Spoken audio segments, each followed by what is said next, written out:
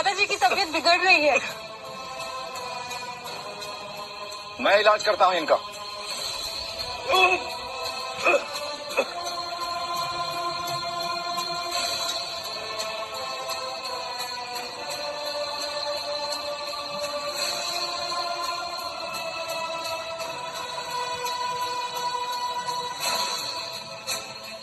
ऐसे मत करो, अगर तुम ऐसा करोगे तो इनकी जान चली जाएगी। तुम अपनी जबान बंद रखो, दादाजी के इलाज में रुकावट मत डालो। आप प्लीज इनका इलाज कीजिए।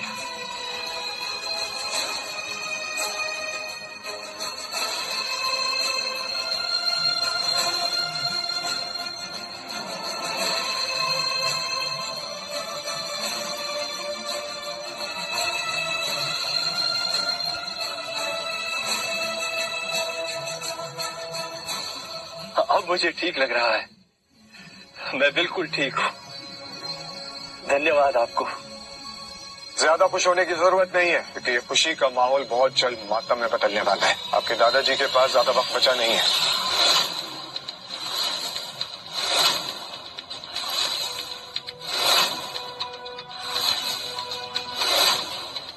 अनंत, ये तुम क्या कह रहे हो? मेरे दादाजी अभी अभी ठीक हुए हैं और तुम इन्हें बद्दुआ दे रहे हो? राजकुमारी, आप निश्चिंत रहिए, महाराज का इलाज हो चुका है, अब ये पूरी तरह स्वस्थ हैं। और तुम्हारी इतनी हिम्मत कैसे हुई ऐसे बकवास करने की? मैं तुम्हें अपनी गलती की माफी मांगने के लिए 5 सेकंड दे रही हूँ। अगर मेरी 5 गिनती गिनने तक तुमने माफी नहीं मांगी तो उसका हश्र जो होगा वो तुम सोच भी नहीं सकते। 5, 4। कमाल है, यहाँ तुम्हें आखिरी पल अपने दादाजी के साथ गुजारना चाहिए, ना कि एक गिनती करके अपना वक्त बर्बाद करना चाहिए।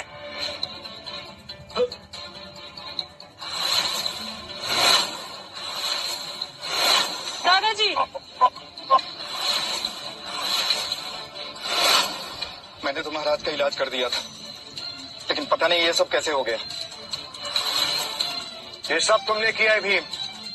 जिस तरीके से जहर तुमने राजा जी के जिस्म में से निकालने की कोशिश की, वो तरीका तो सही था, लेकिन उस तरीके की पूरी जानकारी तुम्हें नहीं है। तुमने इनके जिस्म में से ऊर्जा कम कर दी, और ऊर्जा कम करने से राजा जी की मृत्यु हो गई है। दादाजी, दादाजी,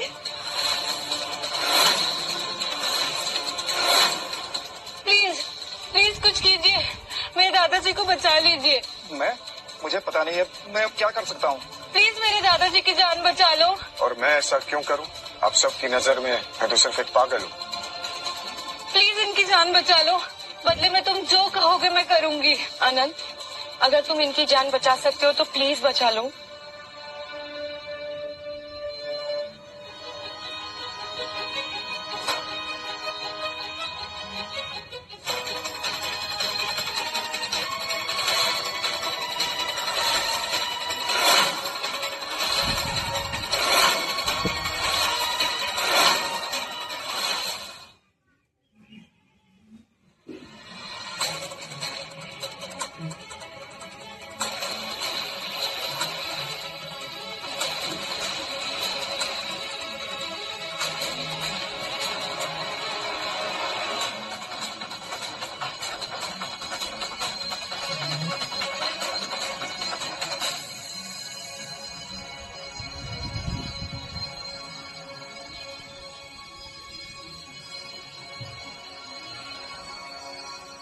क्या नाटक है? ड्रामा कर रहा है। क्या नाटक है? ड्रामा कर रहा है। क्या नाटक है? ड्रामा कर रहा है। मैंने गुप्त मंडल में कई साल गुप्त विद्याएं सीखी है, ये जो कुछ भी कर रहा है ऐसी कोई विद्या है ही नहीं। भीम सिंह, तुमने इसके बारे में नहीं पढ़ा है, क्योंकि मैंने इस तरीके के बारे में किसी किताब में लिखा ही नहीं है। ये तरीका इस दुनिया में सिर्फ एक ही इंसान जानता है, ज्ञानपाल। तुम्हारी हिम्मत कैसे हुई मेरे गुरु को अपना शिष्य बताने की? मेरे गुरु की शक्तियों का अंदाजा भी है तुम्हें? अगर वो आज यहाँ होते तो खड़े खड़े तुम्हें भस्म कर देते। ज्ञानपाल तुम्हारा गुरु है, ठीक है, अगर ऐसी बात है तो ज्ञानपाल को ही बुलाते हैं।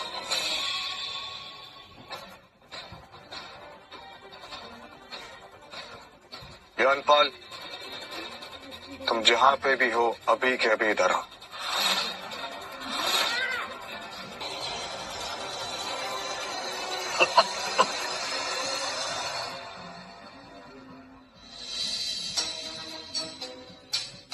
दादाजी, दादाजी, दादाजी।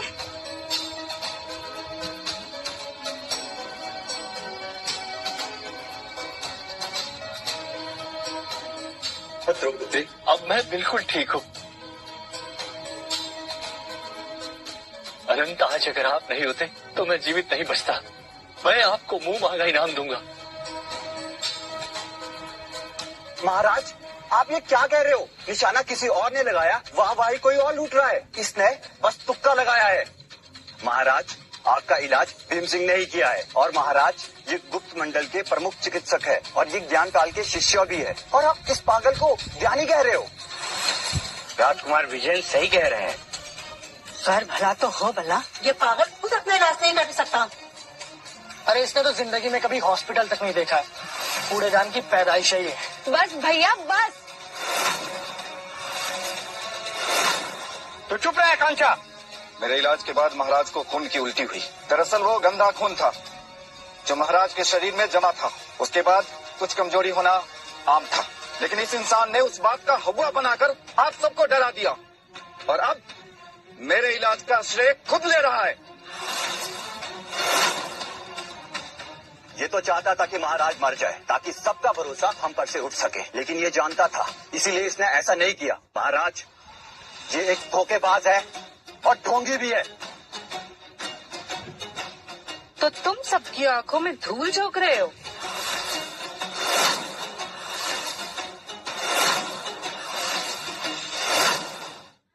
अगर ऐसा है तो इस आदमी को जीने का कोई हक नहीं है। इसने महाराज को मारने की कोशिश की है और मैंने गुप्त मंडल के महान योद्धाओं से युद्ध और जादुई कलाएं सीखी है और मैं इस पिट्टी से इंसान क्यों मसल दूंगा। आप लोग प्लीज अनंत को कुछ भी मत कहिए। देखो तो, उस सरफिरे के लिए ये अपनी जान देने के लिए तैयार है। तुम चाहो तो मैं उसे छोड़ सकता हूँ, पर तुम बदले में क्या दोगी? हाँ विजय, लगता है तुम जीना नहीं चाहते। अब एक और बार अगर मेरी बीवी से बदतमीजी करने की तुमने कोशिश की, मैं तुम्हें तुम्हारे पूर्वजों के पास भेज दूंगा, समझे? अब देखो मेरी ये शक्ति। दिखाओ। रुक जाओ। आप लोग मानो या ना मानो, परंतु हमारी जान अनंत ने ही बचाई है और हमारे यहाँ जान बचाने वाले को इनाम दिया जाता है, सजा नहीं। पर माफ करना महाराज, इसने आपकी जान बचाई है, लेकिन इसे कोई हक नहीं है मेरी बेइज्जती करने का और आज इसे मुझसे कोई नहीं बचा सकता।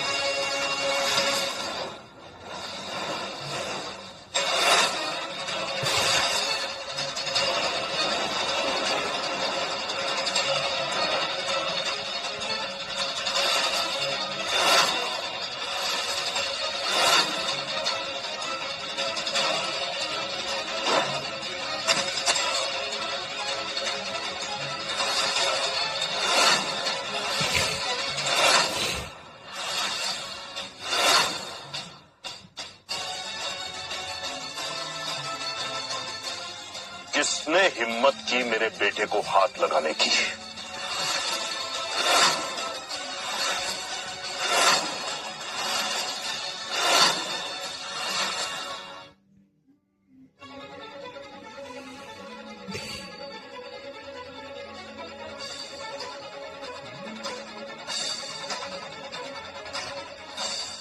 महाराज प्रताप सिंह का गुस्सा तो पूरे राजघराने में मशहूर है। जरूर अब कुछ अपशगुन होगा। अब इस पागल की जान कोई नहीं बचा सकता। पापा, आकांक्षा को दूर कर दो, नहीं तो इस पागल के चक्कर में इसकी जान चली जाएगी। सही कह रहा है। मेरे पापा आ गए, अब तेरी खैर नहीं। महाराज प्रताप सिंह राठौर राजघराने के सबसे महान योद्धा हैं। महाराज प्रताप मेरे गुरु ज्ञानपाल के करीबी हैं। गुप्त संगठनों में इनका सिक्का चलता है। तुम इनसे टकराओगे? पापा, इसने मुझे मारने की कोशिश की है, आप इसे छोड़िएगा मत।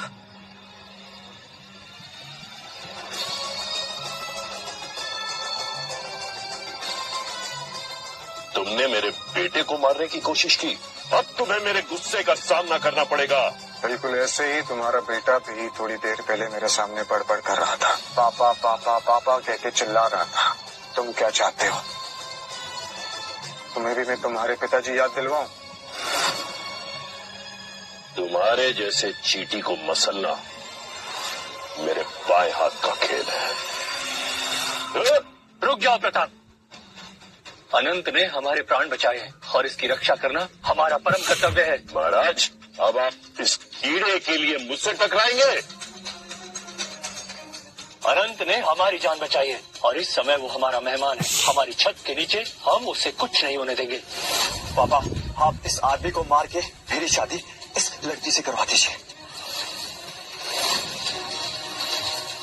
ऐसी बातें तो ठीक है महाराज, आप इस लड़के की जान बचाना चाहते हैं ना, तो इससे कह दीजिए कि ये यहाँ से चला जाए और इस लड़की को भी हमारे हवाले कर दे। वो उसकी पत्नी है और दूसरे की पत्नी पर गंदी नजर डालने का क्या अंजाम होता है, इतिहास उठाकर देख लीजिए। महाराज, मैं तो खून खराबा रोकने का एक मौका दे रहा था। प्रताप, अगर तुम मेरी बीवी का नाम लोगे तो इस जगह खून खराबा तो होगा ही। तुम क्या चाहते हो कि मैं तुम्हारा और तुम्हारे राजघराने का नाम और निशान इस दुनिया से मिटा दूं?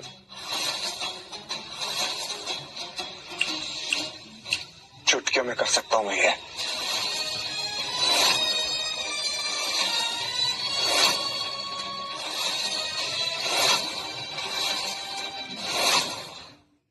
काल शक्ति समारोह में मेरा बेटा युवराज की गद्दी का हकदार बनेगा और उसके बाद आपको मेरे खिलाफ खड़ा होने का नतीजा समझ में आएगा।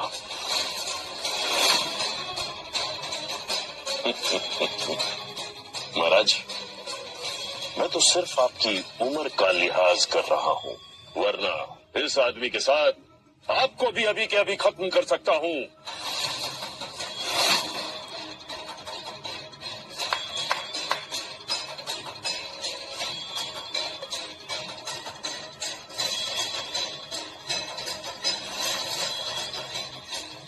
ये चमत्कारी तलवार खुद ज्ञानपाल जी ने बनाई है और इस तलवार से शक्तिशाली इस पूरी दुनिया में सिर्फ 2 तलवारें हैं। एक खुद ज्ञानपाल जी के पास है और दूसरी तलवार शक्ति संगठन की महान योद्धा कालिका के पास है। असली शक्ति तलवार में नहीं, तलवार चलाने वाले में होनी चाहिए। महाराज प्रताप ने बचपन में महागुरु ज्ञानपाल जी से तलवारबाजी सीखी थी। तुम इन्हें चुनौती दोगे? मैंने कब चुनौती दी? और वैसे भी ये लोग मेरी चुनौती के लायक भी नहीं है। ये लोग क्या, अगर खुद ज्ञानपाल यहाँ क्यों ना आ जाए, वो भी मेरा सामना नहीं कर सकता। कौन है वो घमंडी जो मेरे बारे में इस तरह से बातें कर रहा है?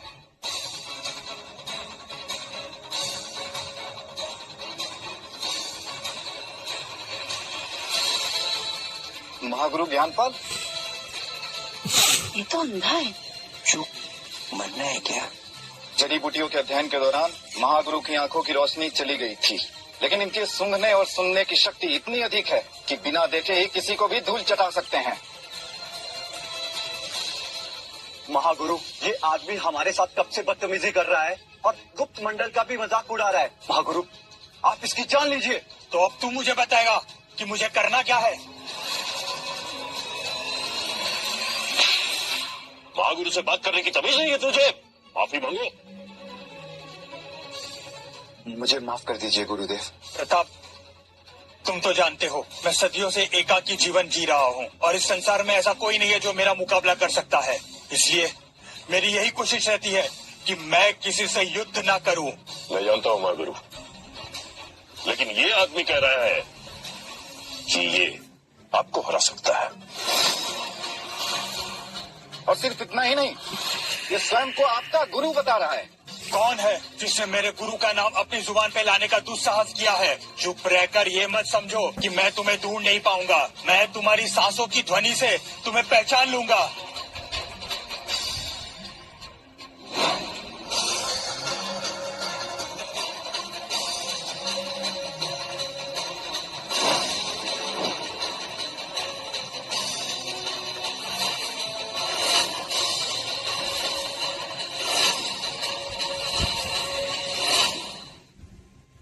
वाह, तुम मेरे वार से बच गए। तुम में कुछ बात जरूर है बच्चे। बात तो तुम में भी है बच्चे।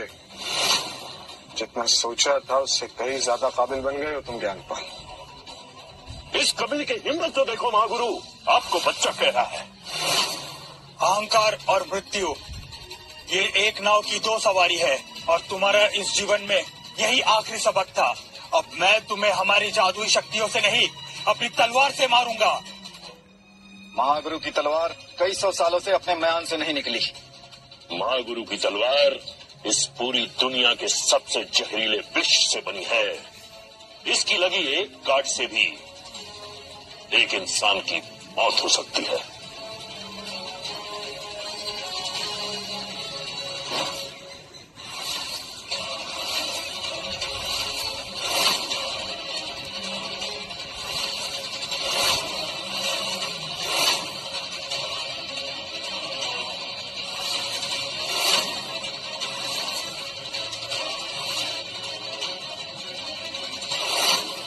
तलवारबाजी अच्छी है तुम्हारी ज्ञानपाल। इन कलाइयों का इस्तेमाल करना सीखो।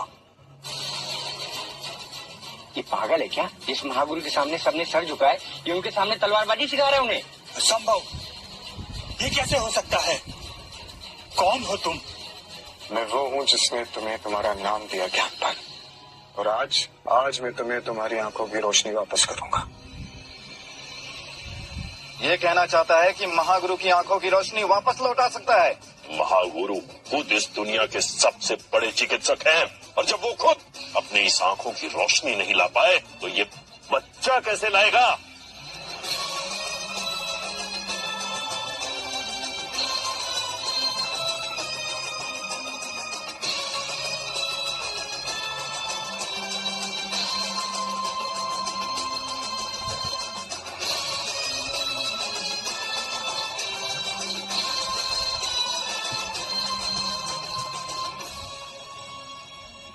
अनंत ने हमें मौत के मुंह से बचा लिया है, तो हम आशा करते हैं वो महागुरु की आंखों की रोशनी भी अवश्य लौटा देंगे। महागुरु भी अनंत की बात मान रहे हैं, मतलब उन्हें भी अनंत पे विश्वास है।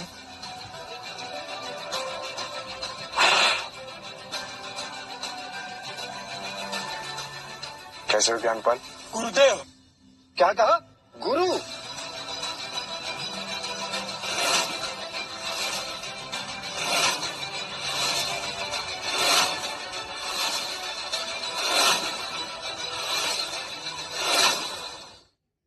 आप इस पागल के सामने घुटने क्यों टेक रहे हो? क्या कहा? मेरे गुरुदेव के बारे में इस तरह से बात नहीं कर सकते तुम।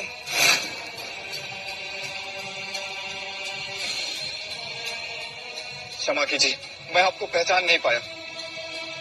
तुम दोनों भी अभी के अभी इनके सामने घुटने टेको, वरना अपनी जान से जाओगे। इस आदमी के सामने कभी नहीं।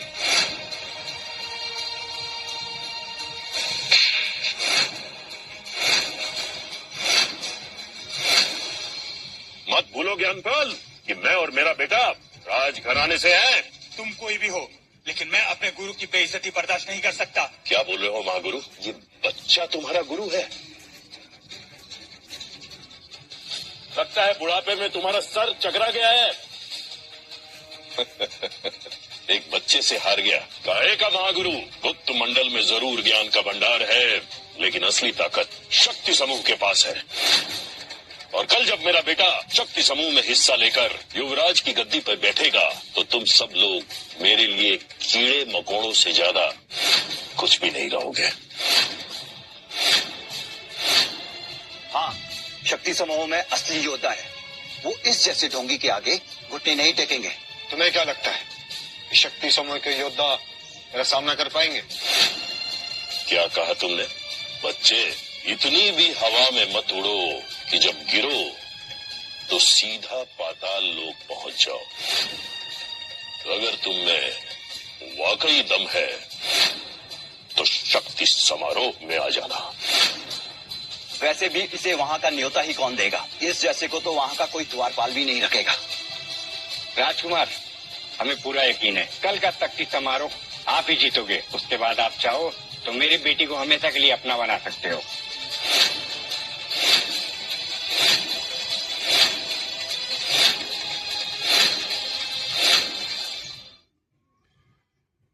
पापा, आप ये क्या कह रहे हैं? आपके लिए मेरी शादी मजाक हो सकती है, लेकिन मेरे लिए नहीं। मैंने अनंत के साथ 7 जन्म का वादा किया है और ये वादा मैं कभी नहीं तोड़ूंगी। चुप कर। 7 जन्म 7 दिन भी ना इस फटीचे के साथ रहेगी ना तो आटे दाल चावल का भाव पता चल जाएगा, समझी? मम्मा, बढ़िया ये 7 जन्म। और जब ये गरीबी ना दरवाजे पे दस्तक देती है ना तो प्यार का फतूर खिड़की से बाहर निकल जाता है, समझी? हम तुझे महारानी बनाने का सोच रहे हैं और तू नौकरानी बनना चाहती है।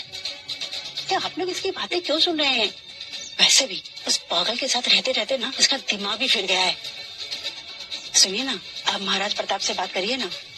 महाराज, कल के शक्ति समारोह में हम सब भी आना चाहते हैं। पापा, मुझे इस लड़की से शादी करनी है, प्लीज। ठीक है, तुम लोग भी शक्ति समारोह में आ सकते हो, लेकिन अपनी इस बेटी को साथ लेकर आना। पापा, एक बार मुझे कल का शक्ति समारोह जीतने दो, फिर देखता हूँ कि तू कैसे बचता है। और युवराज की गद्दी मिलते ही पूरे शक्ति समारोह को कहूंगा कि तेरी जान ले ले। चल बेटा, कल की तैयारी करते हैं।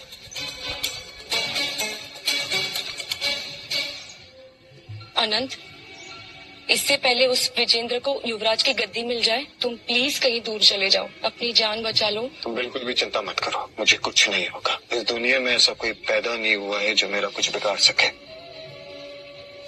तुम सिर्फ मेरी आकांक्षा। इस दुनिया में ऐसा कोई भी इंसान नहीं है जो तुम्हें मुझसे अलग कर दे।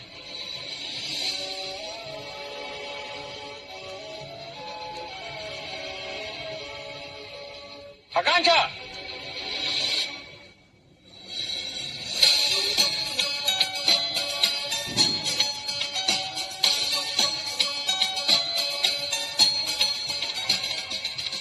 अनंत, यदि वाकई कल युवराज की गद्दी राठौड़ परिवार में से किसी को मिल गई तो आपकी जान को खतरा है।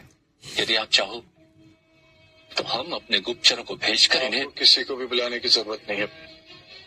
इन बाप बेटे की मौत तो मेरे हाथों लिखी है। गद्दी पे वही युवराज बैठेगा जो उस गद्दी का असली हकदार होगा। युवराज के वापस लौटने की भविष्यवाणी वर्षों पहले हमने भी सुनी थी, पर पता नहीं युवराज वापस लौटेंगे भी या नहीं। वो लौट चुके हैं महाराज, और कल सबको इस बात का पता चल जाएगा।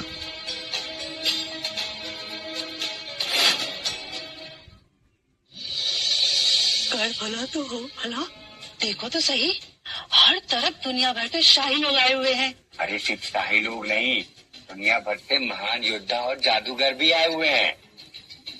मैंने सम्मेलन के बारे में सुना है। ये दुनिया का सबसे शक्तिशाली समूह है, इतना बड़ा कि कोई भी न्यूक्लियर वाली कंट्री भी इसके सामने टिक नहीं सकती है। बस एक बार विजेंद्र को युवराज की गद्दी मिल जाए तो वो बन जाएगा दुनिया भर का सबसे शक्तिशाली इंसान, और मैं बन जाऊंगी सबसे शक्तिशाली इंसान की राज। क्या बात है।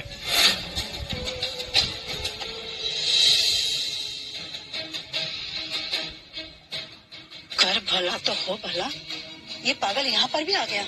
लगता है ना ये खुद की जान देके ही मानेगा।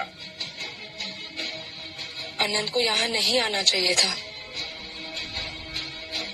आनंद, मुझे ये समझ में नहीं आ रहा है कि तू ज्यादा पागल याददाश्त जाने से पहले था या याददाश्त आने के बाद हो गया है। यहाँ आने से पहले इतना तो सोच लेते कि विजेंद्र के गद्दी पर बैठने के बाद तुम्हारा क्या असर होगा। अब इसने मरने का मन मना ही लिया है, तो अब क्या कर सकते हैं। अनंत, तुम यहाँ पे क्यों आए? तुम प्लीज यहाँ से चले जाओ, तुम्हारी जान को खतरा है यहाँ पे। खैर भला तो हो भला, अब यहाँ से जाने की सोचना भी मत। बस एक बार युवराज को आ जाने दो, तब तेरी असली औकात पता चलेगी।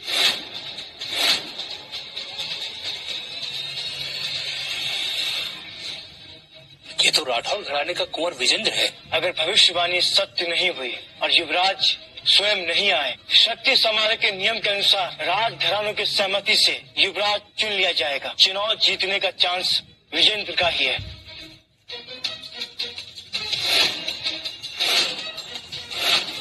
तुझे तेरी मौत यहाँ खींच के लाई है और तुझे आज मरने से कोई नहीं बचा सकता।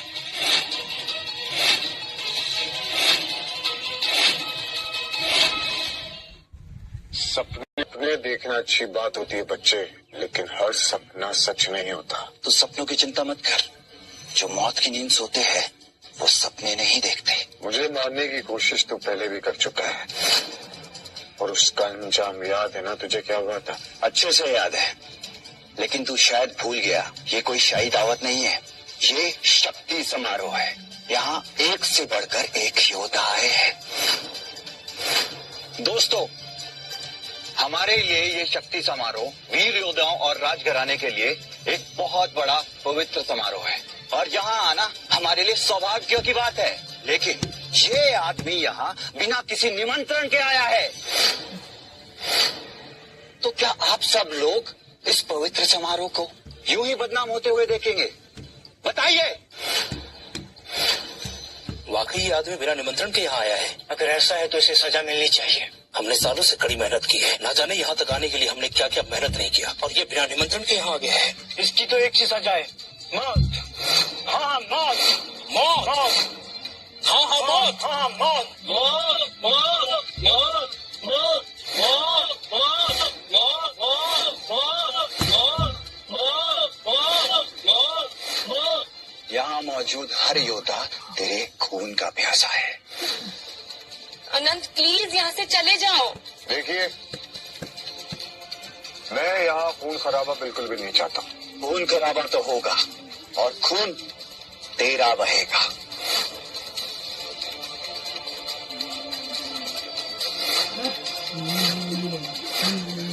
रुक जाइए।